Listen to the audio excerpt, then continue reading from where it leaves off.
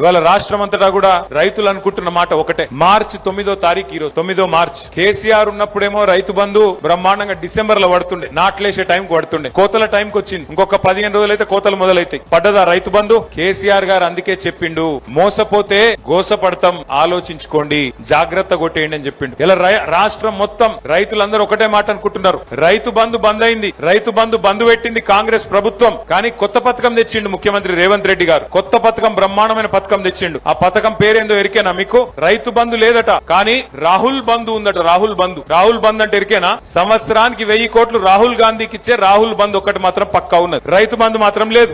3 సార్లు ఎగ్గొట్టిండు. ఒకసారి కాదు, 2 సార్లు కాదు, ఇది 3వసారి రైతు బంధు ఎగ్గొట్టిండు ముఖ్యమంత్రి. రాహుల్ బంధు అనే పథకం పెట్టి ఆ రాహుల్ బంధు పథకం కింద ఆయన సీటు కాపాడుకునేందుకు గాంధీ కుటుంబానికి, రాహుల్ గాంధీకి పైసలు కమ్మి పడ్డాయట.